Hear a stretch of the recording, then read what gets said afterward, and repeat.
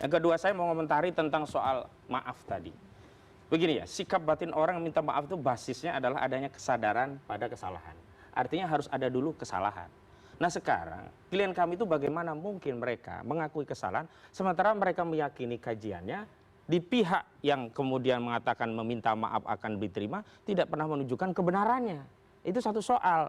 Soal yang kedua adalah, bahwa dokumen itu sebenarnya dokumen publik. Jadi yang pertama itu saya tahu kronologisnya, Bambang Tri itu mengambil data-data yang kemudian dijadikan buku Jokowi Undercover 2 tentang lelaki berijazah palsu itu berdasarkan dari data KPU, karena semua data-data calon presiden, wakil presiden itu ada di KPU, di-download lah dokumen itu, dianalisa lah dokumen itu, dan dokumen itu yang kemudian jadi acuan analisa Rismond dan yang lainnya. Walau belakangan justru muncul yang disebut lebih otentik ya dari Dian Sandi yang mengupload ini yang paling asli, itu juga jadi tambahan kajian. Artinya begini, oke, kalau mau seseorang memberikan permintaan maaf, tunjukkan kesalahannya, itu satu. Yang kedua, ini kan persoalannya bukan hanya Rismond Roy Suryo akhirnya, ini kan menjadi hak publik.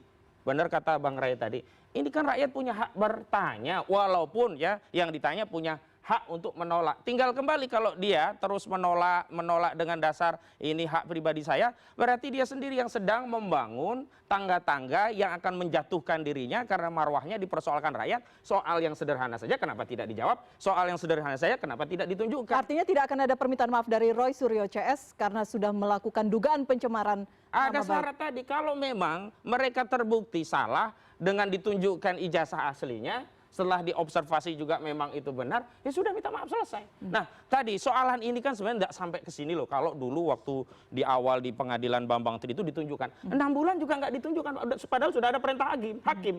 Jadi narasi palsu kalau nanti di pengadilan ditunjukkan. Nah sekarang begini, ada menunjukkan karena perintah hakim, ada menunjukkan karena subjektivitas para pihak. Dan dalam mekanisme peradilan perdata itu ada mediasi, sebagai pihak-pihak yang ada dalam forum tersebut secara subjektif bisa inisiatif menunjukkan dan dianggap selesai. Dan kemarin oleh Pak Taufik itu ditunggu. Rupanya saudara Jokowi tidak mengambil pilihan subjektif untuk menunjukkan ijazahnya, yang itu di forum pengadilan yang sebelumnya dikatakan kalau ada perintah pengadilan akan ditunjukkan, terlepas kalau di mediasi sangat subjektif begitu.